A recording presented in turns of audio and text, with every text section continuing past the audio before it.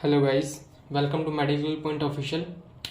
और हम अरेथमिया में अब अपना कर रहे हैं सेकंड टॉपिक, जिसका नाम है हार्ट ब्लॉक। ठीक है, अब हम स्टार्ट कर रहे हैं हार्ट ब्लॉक। ओके, देखो इससे पहले अपन ने क्या पढ़ लिया। अपन ने पढ़ा था एरिथमिया। एरिथमिया में अपन ने कवर कर लिया था नॉर्मोटोपिक एरिथमिया, जिसमें ऐसे नोड पेसमेकर था, जिसमें हमने साइनस एरिथमिया देखा, यानी रेस्पिरेटरी पंप वाला एरिथमिया, इंस्पिरेशन और एक्सपिरेशन कैसे हार्ट रेट को डिक्रीज इंक्रीज कर रहा है। फिर ब्रेडिकार्डिया देखा, टैकीकार्डिया देखा, इसकी ईसीजी देखे, क्या फीचर्स होते हैं वो देखे। अब इसके बाद देखेंगे हम एक्टोपिक एरिथमिया, जिसमें ऐसे नोड पेसमेकर नहीं रहेगा, कोई और हार्ट का टिश्यू कोई पेसमेकर बन जाएगा। ठीक है, तो इसमें आज के लेक्चर में देखने वाले हैं हम हार्ट ब्लॉक, जिसमें हम पहले देखेंगे साइनोएट्रल ब्लॉक, यानी ऐसे नोड में कोई ब्लॉक, किसमें ब्लॉक आ जाएगा, ऐसे नोड में। फिर एवी ब्लॉक, जो एवी नोड है उसके अंदर कोई ना कोई ब्लॉक आएगा, उसमें इनकम्प्लीट हार्ट ब्लॉक और कंप्लीट हार्ट ब्लॉक। आज के लेक्चर में हम देखने वाले हैं ये वाला, आज के लेक्चर में देखेंगे हम ये, फिर आने वाले लेक्चर में हम इनको कवर करेंगे। ठीक है, चलो स्टार्ट करते हैं। देखो हार्ट ब्लॉक, अब समझो हार्ट ब्लॉक का मतलब क्या है, यानी हार्ट में कहीं ब्लॉकेज है। समझ आया? यानी मैं इसको कैसे डिफाइन करूंगा, heart block is the blockage of impulse, यानी इम्पल्स का ब्लॉकेज हो रहा है। कहां से जनरेट हो रही इम्पल्स, ऐसे नोड से। Heart block is the blockage of impulse generated by SA node. और इम्पल्स का ब्लॉक कहां हो सकता है, कंडक्टिव सिस्टम में। तो यानी क्या बोलेंगे, heart block is the blockage of impulse generated by SA node in conductive system.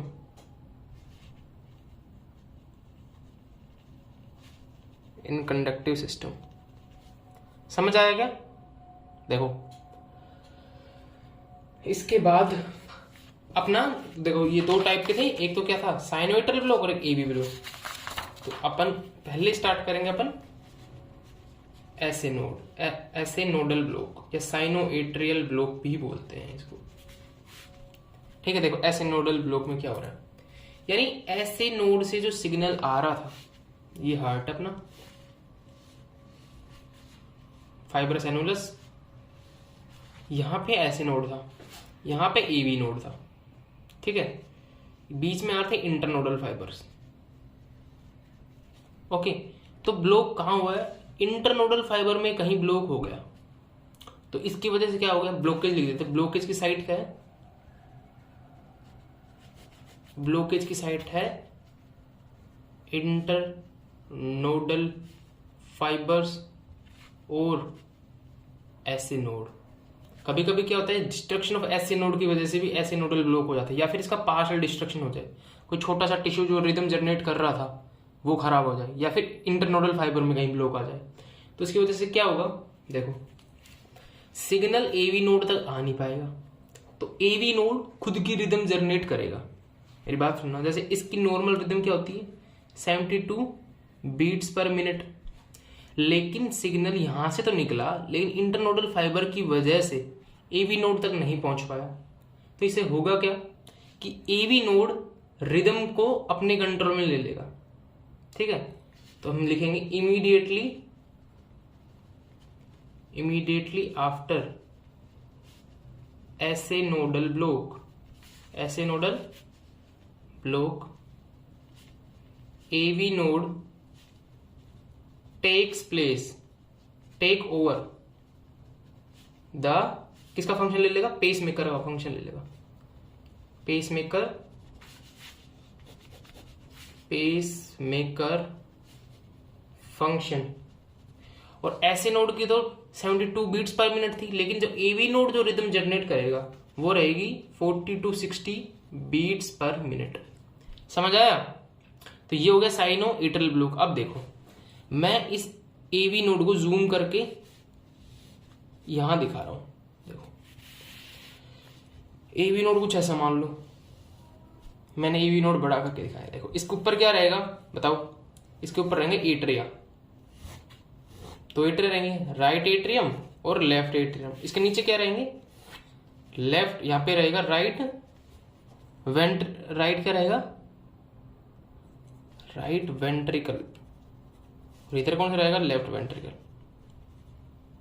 और यहाँ से जो पहली बार निकलेगा ये बंडल ऑफ हिज निकलता है, जो राइट बंडल ब्रांच और लेफ्ट बंडल ब्रांच में। अब देखो इसके 3 पार्ट करेंगे हम। एक तो अपर एवी नोडल टिश्यू, मिडिल और लोअर एवी नोडल टिश्यू। तो ये मैंने कर दिया अपर नोडल टिश्यू है, ये मिडिल नोडल है और ये है लोअर नोडल। तो जब एवी नोड ऐसे नोड का काम अपने अंडर ले लेगा, यानी पेस मेकर फंक्शन अपने अंडर ले लेगा, तो हम एवी नोड को देख रहे हैं कि 3 पार्ट में डिवाइड किया जा सकता है, upper nodal, middle nodal, lower nodal. अब सोचो अगर अपर नोडल, एक बार नेक्स्ट पेज पे करते हैं, ये देखो ये भी नोड था, अपर, मिडिल और नीचे हो गया लोअर। अब रिदम इनके 3 में से किसी भी पार्ट में जनरेट हो सकती है। नई रिदम या तो अपर पार्ट में हो जनरेट, या वो मिडिल पार्ट में हो, या फिर वो इस लोअर पार्ट में जनरेट हो।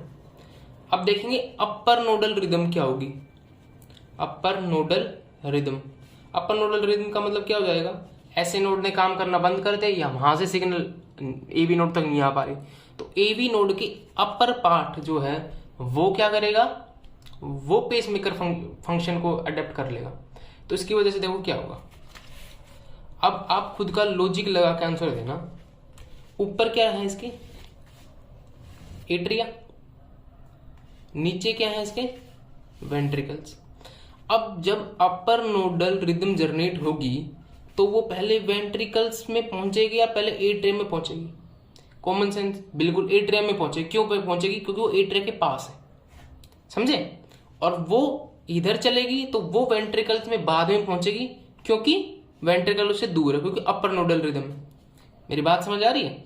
तो अगर मैं इसका ईसीजी प्लॉट करना चाहूं तो इतना तो पता चल गया कि एट्रिया में पहले जाएगी इंपल्स, तो डीपोलराइजेशन ऑफ एट्रिया होगा पहले, यानी एट्रिया पहले कॉन्टेक्ट करेगा और वेंट्रिकल बाद में करेगा, क्योंकि वेंट्रिकल के पास इंपल्स बाद में जा रही है, क्योंकि अपर नोडल रिदम है। लेकिन पी वेव की शेप देखो, मैंने जब आपको वेक्टर पढ़ाया था, याद है वेक्टर, हार्ट का वेक्टर। चलो एक हार्ट बनाते हैं।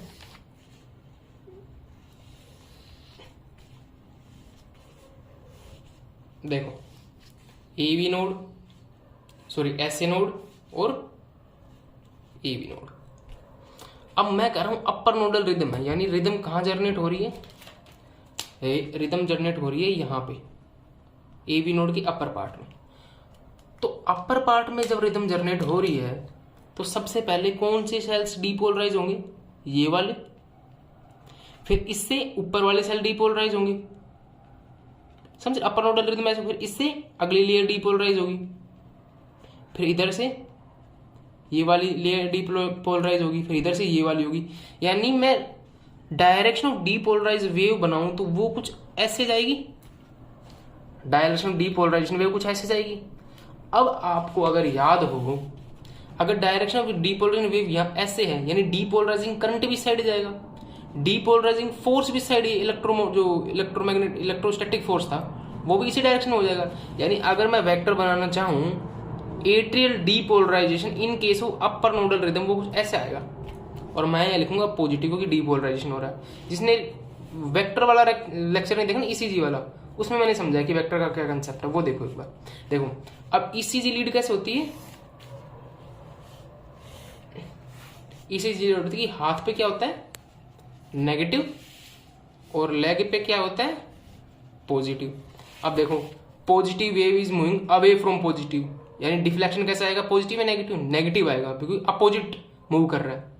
कंसेप्ट क्या था, when same charge wave moves toward same and तो आएगी पॉजिटिव, या तो नेगेटिव नेगेटिव तरफ मूव करे या पॉजिटिव पॉजिटिव तरफ मूव करे तो क्या आती है, पॉजिटिव वेव इन ईसीजी। लेकिन यहां देखो positive wave away from positive जा रही है, तो यानी डिफ्लेक्शन कैसा आएगा, नेगेटिव। यानी यहाँ पी वेव जो डीपोलराइजिंग वेव आएगी वो नेगेटिव आएगी। मेरी बात को समझे, क्यों आएगी नेगेटिव, क्योंकि इसका वेक्टर पॉजिटिव एंड के अपोजिट जा रहा है, और जो डीपोलराइजिंग वेक्टर होता है वो पॉजिटिव होता है। ओके, यानी एक तो अपना कंक्लूजन निकल गया कि अपर नोडल रिदम जब जनरेट होगी एवी नोड से, उसमें क्या होगा, उसमें होगा ये कि पी वेव जो रहेगी वो रहेगी इन्वर्टेड। मेरी बात समझे, इन्वर्टेड क्यों रहेगी? दूसरा, क्यू आर एस कॉम्प्लेक्स पे कोई फर्क नहीं पड़ेगा क्योंकि वो पहले ऊपर से नीचे रिदम मारता और अभी भी आ रही है। तो क्यू आर एस कॉम्प्लेक्स क्या रहेगा? नॉर्मल रहेगा। और टी वेव भी, उसका रिपोलराइजेशन भी नॉर्मल रहेगा वेंट्रिकल्स का। तो अपर नोडल रिदम ये होगी। अब देखो, अब बात करते हैं कि ये वाली मिडिल नोडल रिदम में क्या होगा। अगर middle part of EV node करता है पेस मेकर की तरह काम, तो होगा क्या कि दोनों तरफ साइमल्टेनियसली सिग्नल जाएंगे। ये इस साइड भी जितना टाइम लगेगा उसी साइड में वेंट्रिकल्स में टाइम लगेगा। मेरी बात समझे, यानी दोनों एट्रिया, क्योंकि बीच में है तो इधर जाने में कितना टाइम लगेगा, इधर जाने में कितना टाइम लगेगा। तो यानी एट्रिया और वेंट्रिकल एक साथ सिग्नल रिसीव करेंगे एवी नोड से। जब एक साथ सिग्नल रिसीव करेंगे तो एक साथ क्या होंगे? डीपोलराइज होंगे। यानी एट्रिया और वेंट्रिकल्स में एक साथ होगा डीपोलराइजेशन। यानी अगर मैं बात करूं मिडिल नोडल रिदम की, मिडिल नोडल रिदम, इसमें क्या हो रहा है? All 4 chamber of heart, all 4 chamber of heart will contract simultaneously। क्यों हुआ ऐसा? क्यों चारों कर रहे हैं एक साथ कॉन्ट्रैक्ट? क्योंकि मिडिल नोडल रिदम थी, यहां से सिग्नल एट्रिया की तरफ गया और सेम टाइम वेंट्रिकल्स की तरफ गया। और ऐसा क्यों हो रहा है कि दोनों में सिग्नल एक टाइम पे जा रहा है? क्योंकि रिदम बीच में जनरेट हो रही है। ठीक है, तो इसकी वजह से ऊपर भी सिग्नल एक साथ है, तो ऊपर क्या है? 2 एट्रिया और नीचे क्या है? 2 वेंट्रिकल्स। तो चारों एक साथ कॉन्ट्रैक्ट करेंगे। अब एट्रिया का जो डीपोलराइजेशन होता है वो ज्यादा होता है किसकी as compare to atria. And जब एट्रिया कॉन्ट्रैक्ट करेगा उसी टाइम पे क्या कॉन्ट्रैक्ट करेगा? वेंट्रिकल भी करेगा। यानी जो पी वेव आएगी एट्रिया की डीपोलराइजेशन की वजह जो वेव आती है, या तो वो बहुत ही इनसिग्निफिकेंट दिखाई देगी। क्यों दिखाई देगी? क्योंकि वो वेंट्रिकल के साथ कॉन्टैक्ट कर रहा है एट्रिया, या फिर वो क्यूआरएस कॉम्प्लेक्स में मर्ज हो जाएगी। जैसे कि जब अपन ने जब ईसीजी पढ़ा था उसमें एक चीज बताई थी मैंने कि जो एट्रिया का रिपोलराइजेशन होता है ना, वो दिखता नहीं है ईसीजी में। क्यों हो जाता है? क्यों नहीं दिखता? क्योंकि उसका इफेक्ट मास्क हो जाता है क्यूआरएस कॉम्प्लेक्स से। क्योंकि जिस टाइम पे क्यूआरएस कॉम्प्लेक्स होता है उसी टाइम पे एट्रिया का रिपोलराइजेशन होता है, तो वो दिखता नहीं क्योंकि उसका मर्ज हो जाता है। ऐसे ही हो। अब क्या होगा, जो P wave normal QRS complex ऐसा था और ये आई थी टी वेव, ये डीपोलराइजेशन और ये डीपोलराइजेशन एक साथ होंगे। यानी ये पी वेव क्यूआरएस कॉम्प्लेक्स साथ मर्ज हो जाएगी। यानी हमें कोई पी वेव नहीं दिखाई देगी। क्यों नहीं दिखाई देगी? क्योंकि P wave will be merge in QRS complex. और ये मर्जिंग क्यों हुई है? क्योंकि एट्रिया और वेंट्रिकल दोनों ने एक साथ कॉन्ट्रैक्ट किया। और दोनों ने एक साथ कॉन्ट्रैक्ट क्यों किया है? क्योंकि जो रिदम निकली थी यहां से एवी नोड, वो मिडिल पार्ट से निकली थी। मेरी बात समझे? यानी मिडिल नोडल रिदम में अपने क्या देखेंगे, क्या कंक्लूजन निकाला अपन ने निकाला ये कंक्लूजन कि P wave of ECG is absent. क्यों एब्सेंट है? As it merges with QRS complex, इसकी वजह से वो एब्सेंट है। समझे मिडिल नोडल रिदम में क्यों एब्सेंट? अब देखो ये लास्ट है लोअर नोडल रिदम। क्या हो, अगर जो सिग्नल आ रहा था ऐसे नोड से वो नहीं आ पा रहा, तो एवी नोड का अगर नीचे वाला पार्ट, जो नीचे वाला पार्ट है वो पेसमेकर की तरह काम करे। अब सोचो नीचे वाला पार्ट अगर पेसमेकर की तरह काम किया, यानी सबसे पहले सिग्नल किसकी तरफ जाएगा? वेंट्रिकल्स की तरफ जाएगा। वो सिग्नल इधर जाएगा इधर जाएगा इधर, वो थोड़ा लेट पहुंचेगा एट्रिया में। यानी पहले किसका डीपोलराइजेशन स्टार्ट होगा? वेंट्रिकल्स का। बाद में किसका डीपोलराइजेशन स्टार्ट होगा? एट्रिया का। समझे? यानी पहले डीपोलराइजेशन किसका हो रहा है? वेंट्रिकल्स का। तो कॉन्ट्रैक्ट भी पहले कौन करेगा? वेंट्रिकल कॉन्ट्रैक्ट करेगा। आसान है बिल्कुल। अब समझो इसको। देखो एक लास्ट है लोअर नोडल रिदम। ये अपन किस में बात कर रहे हैं? साइनो एट्रियल ब्लॉक में, जो ऐसे नोड ब्लॉक हो जाते हैं उसमें ये अपर नोडल, मिडिल नोडल और लोअर नोडल रिदम जो एवी नोड से आ रहे हैं। ठीक है, अब देखो इसमें क्या हो रहा है कि जो एवी नोड था उसका लोअर पार्ट ने एक्ट किया एज अ पेसमेकर, यानी पहले सिग्नल कहाँ गया, वेंट्रिकल्स के पास, यानी पहले कॉन्टैक्ट कौन होंगे, वेंट्रिकल्स। यानी ईसीजी में पहले कौन सी वेव आएगी, क्यूआरएस आएगी या पी वेव आएगी, क्यूआरएस कॉम्प्लेक्स आएगा। तो क्यूआरएस कॉम्प्लेक्स किसकी वजह से आता था, किसकी वजह से आता था, वेंट्रिकल के कॉन्ट्रैक्शन की वजह से। तो वेंट्रिकल कॉन्ट्रैक्शन क्या होगा, पहले होगा, यानी इसमें कैसे आएगी, ये आएगी क्यूआरएस कॉम्प्लेक्स, फिर क्या आएगी, पी वेव, फिर आएगा वेंट्रिकल का रीपोलराइजेशन, यानी ये है क्यूआरएस कॉम्प्लेक्स, क्यू आर और एस, ये है पी वेव, ये है repolarisation of ventricle, T wave. फिर यहां पे फिर से क्यूआरएस कॉम्प्लेक्स, फिर एट्रिया का डीपोलराइजेशन, फिर वेंट्रिकल का repolarisation, QRS complex.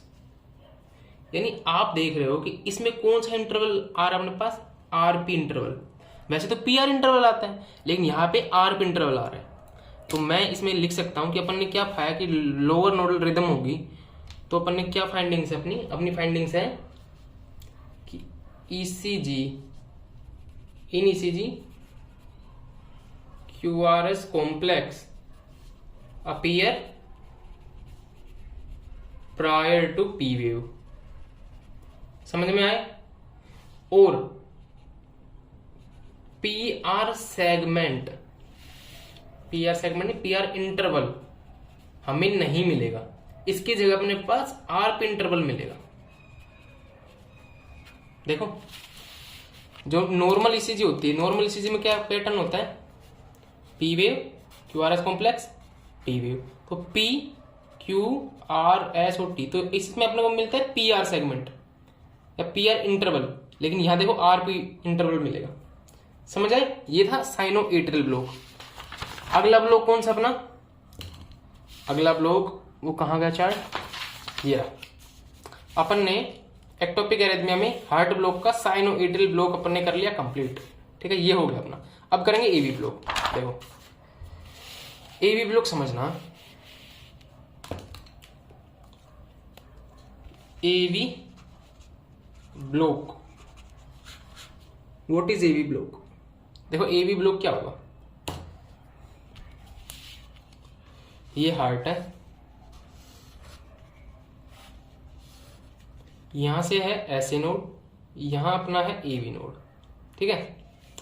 Signals SA node से एवी नोड तक इंटरनोडल फाइबर से आ गए, वो यहां एवी नोड तक पहुंच चुके हैं, लेकिन एवी नोड आगे कंडक्ट नहीं कर पा रहा, एवी नोड में कोई ब्लॉकेज है। मेरी बात समझे। एवी नोड और एसए नोडल ब्लॉक में क्या था, एसए नोडल ब्लॉक में या तो इंटरनोडल फाइबर में ही सिग्नल रुक रहा था, या एसए नोड का कोई पार्शियल पार्ट डिस्ट्रक्ट था जिसकी वजह से सिग्नल बन ही नहीं पा रहा था।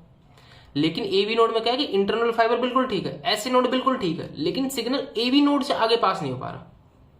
समझे। अब समझो कि इसके 3 टाइप हैं। इसके 3 टाइप कौन कौन से हैं।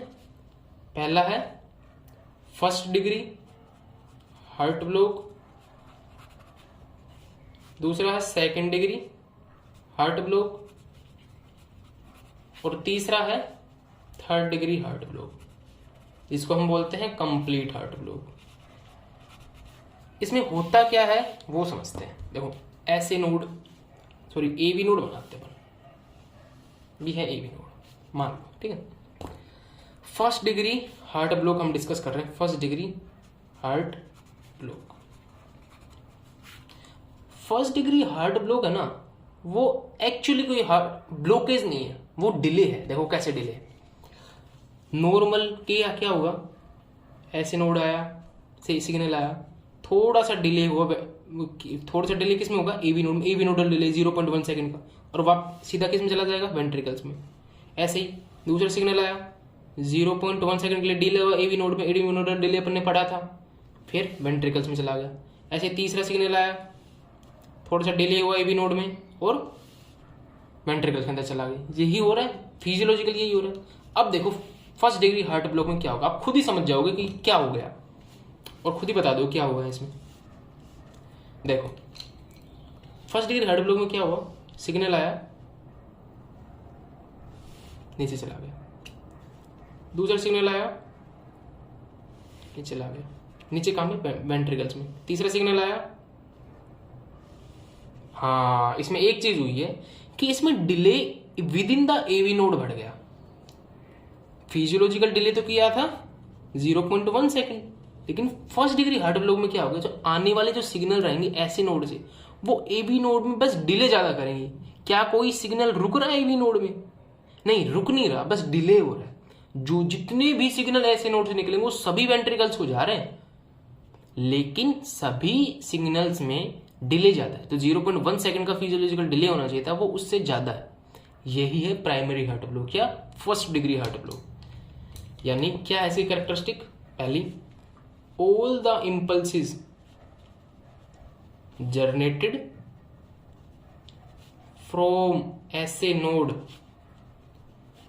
Will be conducted to ventricles. भाई जितने भी इम्पल्स हैं वो सभी वेंट्रिकल्स को करेंगे, बट विद किसके साथ? Delayed timing with in SA node या AV node? AV node. AV node के अंदर डिलेड टाइमिंग।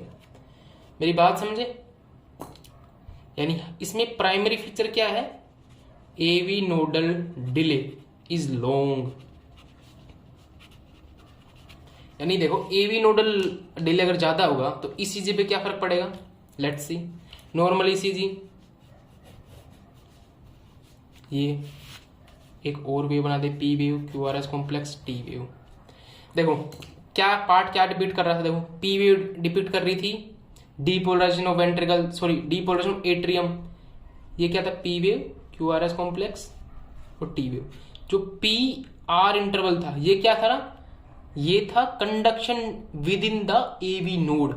इसी वाले लेक्चर में मैंने पढ़ाया था, ये था conduction within the AV node. QRS complex था वेंट्रिकुलर डीपोलराइजेशन। ये जो सेगमेंट है एसटी सेगमेंट, ये क्या डिपिक्ट कर रहा था कि वेंट्रिकल इस स्टेट में अभी कॉन्ट्रैक्टेड है। और टी वेव किसको डिपिक्ट करेगी? Repolarisation of ventricle. यानी ये जो पी आर सेगमेंट था यहां से यहां तक का, ये क्या डिपिक्ट कर रहा था? एवी नोडल पाथवे के लगने वाला टाइम। यही तो था कि भाई एट्रिया वो डीपोलराइज हो गई, अब सिग्नल जा रहा वेंट्रिकल्स की तरफ, जा रहा और अब यहां से वेंट्रिकल कॉन्ट्रैक्ट होना स्टार्ट हुए। यानी ये जो पाथवे था ये वाला, ये डिपिक्ट कर रहा था कि एवी नोड में कितना टाइम लगा। अब बताओ फर्स्ट डिग्री हार्ट ब्लॉक में ये टाइम बढ़ जाएगा घट जाएगा?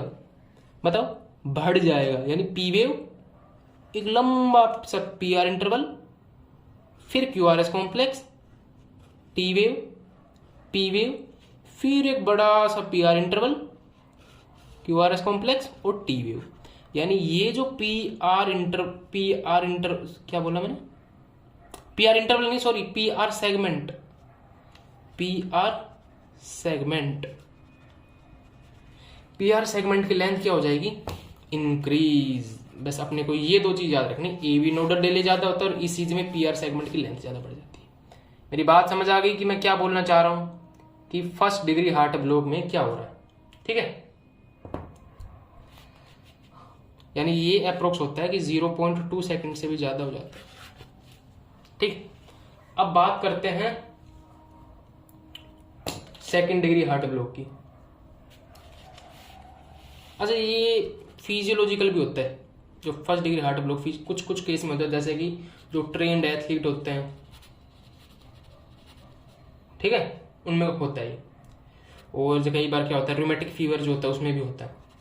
ये पैथोलॉजिकल कंडीशन है रूमेटिक फीवर। देख यूजुअली क्या हो रहा है कि सारे सिग्नल लेटरेज वेंट्रिकल में आ रहे हैं तो कोई भी ज्यादा सिम्टम नहीं आता है इसमें, क्योंकि सारे सिग्नल आ रहे हैं, कोई भी अपने को दिक्कत फील नहीं होती। ठीक है, लेकिन बहुत ज्यादा सीवियर एक्सरसाइज करेंगे तो अपना सांस फूल जाएगा। समझ रहे हो क्यों फूल जाएगा?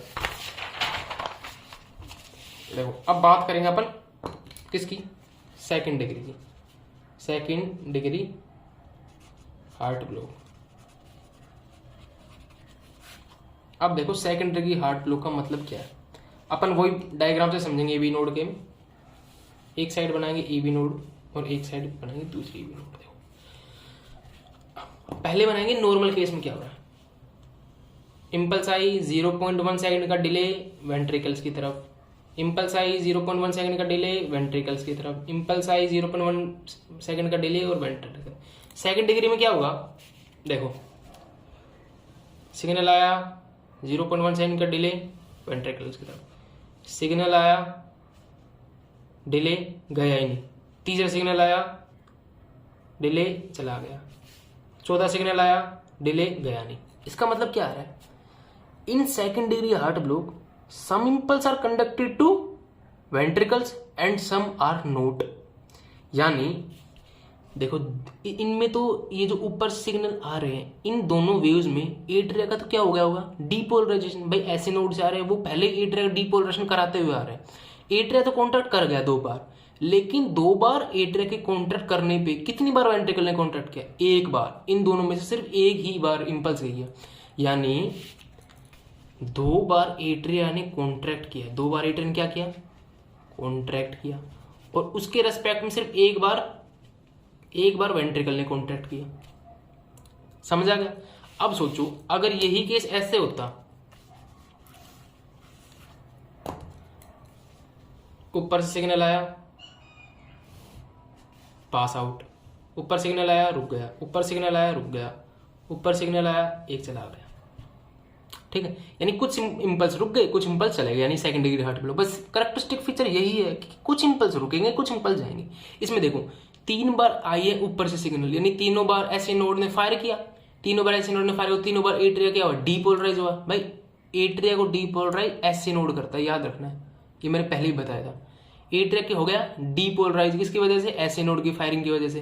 यानी एट्रिया ने कितनी बार कॉन्ट्रैक्ट किया? 3 बार। लेकिन उन तीनों में से सिर्फ एक बार वेंट्रिकल के पास सिग्नल गया। एट्रिया वो वेंट्रिकल से कितनी बार किया? मैं इन तीनों की बात कर रहा हूँ, इसकी बात नहीं कर रहा। इन तीनों में से सिर्फ वेंट्रिकल ने कितनी बार किया? 1 बार। यानी इसमें जो रेशियो चलेगा 2:1 चलेगा, 3:1, 4:1, 5:1। यानी 2 बार एट्रिया कॉन्ट्रैक्ट करेगा, फिर 1 बार करेगा, या 3 बार एट्रिया करेगा, 1 बार वेंट्रिकल करेगा।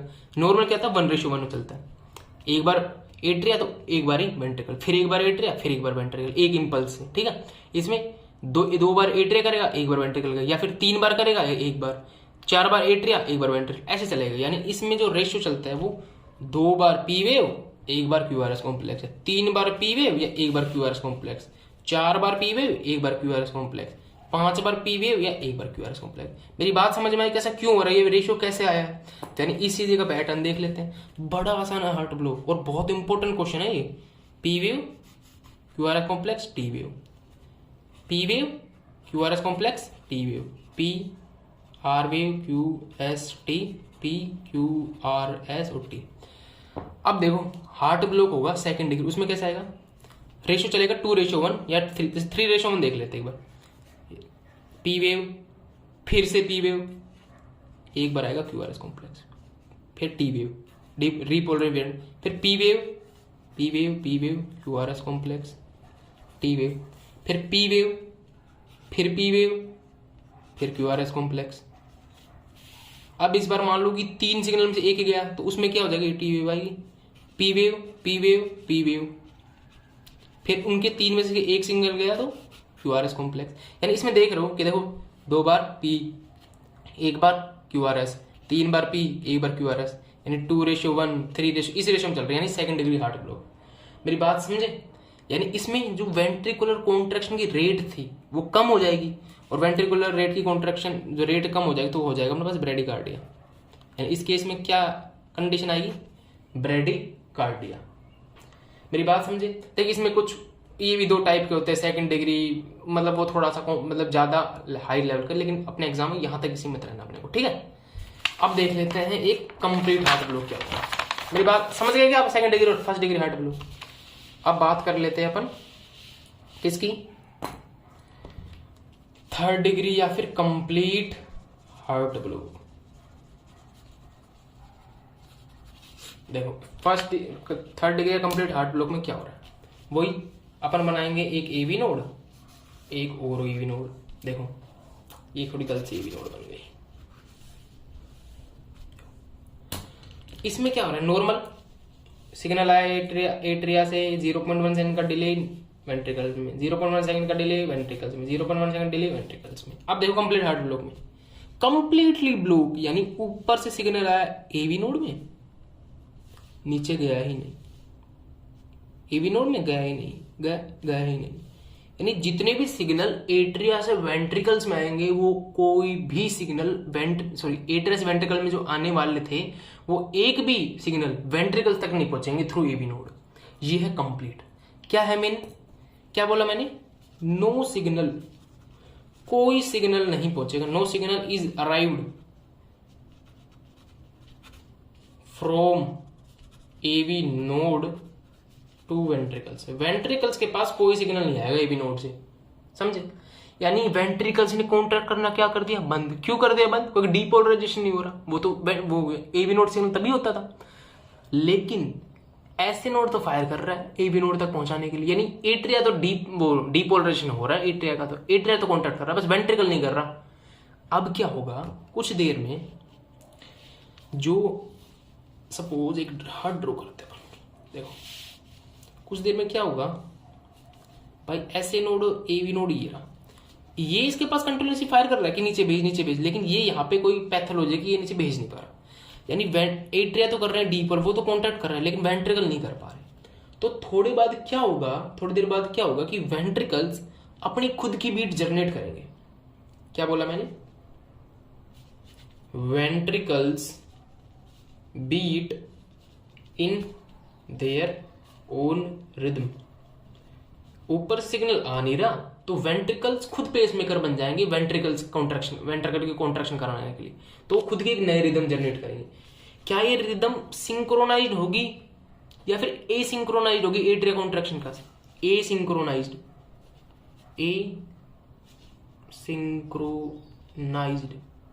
या फिर इंडिपेंडेंट भी बोलते हैं इसको, इंडिपेंडेंट टू एट्रियल बीट। अच्छा, इंडिपेंडेंट क्यों होगी, क्योंकि इन दोनों का पेसमेकर अलग है। इसका पेसमेकर तो है ऐसी नोड, और इसका पेसमेकर कहीं भी हो सकता है, बंडल ऑफ हिज में भी हो सकता है या फिर वेंट्रिकुलर मसल में भी हो सकता है, समझ रहे हो ना। तो ये अपनी अलग बीट से अलग बीट क्यों आएगी, पेसमेकर भी अलग अलग। यानी इसमें क्या होगा कि ऊपर से सिग्नल एट्रिया तो कॉन्टैक्ट करेगा ऐसे नोडल रिदम से, ऐसे नोड जो फायर कर रहा है उसकी तरह कॉन्टैक्ट करेगा, उस हिसाब से कॉन्टैक्ट 72 बीट्स पर मिनट का। लेकिन वेंट्रिकल्स किस हिसाब से करेंगे, जो उसने खुद ने एक नई रिदम बनाई है। मेरी बात समझे। अब यही क्या होता है, ये होता है दो टाइप का। जो कंप्लीट हार्ट ब्लॉक होता है वो होता है दो टाइप का। देखो, एक तो होगा एवी नोडल ब्लॉक, एक बात कर लेते हैं इंफ्रानोडल ब्लॉक की। ये दोनों बिल्कुल बिल्कुल बिल्कुल आसान है। देखो इसमें क्या होगा, AV nodal block, AV node में कहीं ब्लॉक है, यानी एवी नोड बना लेते हैं। एवी नोड का जैसे कोई एक पार्ट अफेक्ट होगा, ये पार्ट बिल्कुल खत्म हो गया, लेकिन कोई पार्ट है जो अभी भी एक्टिव है, जो मैं रेड में शो कर रहा हूं, ये है एक्टिव पार्ट। यानी एवी नोडल ब्लॉक में कुछ पार्ट तो हो गया डिफेक्टिव, लेकिन कुछ पार्ट अभी भी, क्या बोला मैंने, अभी भी काम कर रहा है, वो काम अभी भी कर रहा है, ठीक है। तो इसकी वजह से जो रिदम जनरेट होगी वो उसकी रेट है 45 to 60 बीट्स पर मिनट। ये इसकी रिदम जनरेट की रेट, ठीक है। अच्छा, अब आप समझ में आप कुछ डाउट आ रहा होगा। देखो सर, आपने बोला कि एक भी सिग्नल नहीं जाएगा, लेकिन अभी आपने बोला कि ये पार्ट तो इसका काम भी कर रहा है, तो सिग्नल यहां से चला जाएगा। नहीं, मैं क्या बोलना चाह रहा हूं कि ऐसे नोड से सिग्नल तो अभी भी नहीं जा पा रहा, लेकिन एवी नोड खुद की सिग्नल एक ऐसे पार्ट से जनरेट कर रहा है जो कि अफेक्टेड नहीं है। मेरी बात समझे। जैसे कि ऐसे नोड का ये पार्ट हो गया खराब, मान लो एवी नोड का ये पार्ट खराब हो गया, तो सिग्नल ऊपर से कोई भी नहीं जा पाएगा नीचे, लेकिन ये पार्ट क्या है, ये पार्ट अभी भी अनअफेक्टेड है, तो ये पार्ट पेस मेकर बनेगा, ना कि सिग्नल कंडक्ट करने के लिए बनेगा। ये पार्ट पेस मेकर बनेगा, ये फिर नीचे बंडल ऑफ हीज को देगा सप्लाई। मेरी बात समझे। ये कंडक्शन के लिए वो खराब नहीं हुआ कि ये कंडक्ट ही कर देगा, नहीं, कंडक्ट नहीं करेगा, लेकिन ये पेस मेकर की तरह बिहेव करेगा, समझे, पेस मेकर की तरह बिहेव करेगा। तो इसकी जो रिदम क्या है वो है 45 to 60। और इंफ्रानोडल ब्लॉक में क्या मतलब है, इंफ्रानोडल एवी नोड से नीचे कहीं ब्लॉक है, यानी जैसे AV node, bundle of His right और लेफ्ट, यानी इसके नीचे बंडल ऑफ हिज, यानी बंडल ऑफ हिज में कोई ब्लॉक है, तो ये हो गया इंफ्रानोडल ब्लॉक। अगर वो ही बंडल ब्रांच में ब्लॉक होगा ना, तो उसको बी ब्लॉक बोलते हैं। Bundle branch block, BBB, right bundle branch और लेफ्ट बंडल ब्रांच ब्लॉक, समझे। ये भी इंफ्रानोडल वो उसमें ब्लॉक में आता है, ठीक है। इंफ्रानोडल इसके नीचे हो जाएगी, यानी एवी नोड काम नहीं कर रहा पूरा, समझे। कोई एवी नोड का थोड़ा सा पार्ट करता तो वो रिदम जनरेट करता, तो इसके बाद वेंट्रिकल्स में कोई ना कोई रिदम जनरेट होगी, ठीक है। वेंट्रिकल्स की जो रिदम होती है वो कितनी होती है, 20 to 40। ओके, अब देखो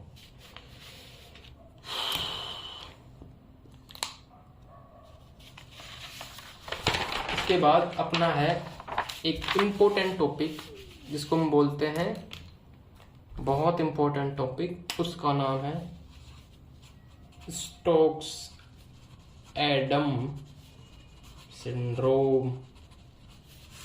ये यूनिवर्सिटी में बहुत बार आया हुआ क्वेश्चन है, Stoke Adam syndrome. What is Stoke Adam syndrome? देखो स्टोक एडम सिंड्रोम क्या हुआ,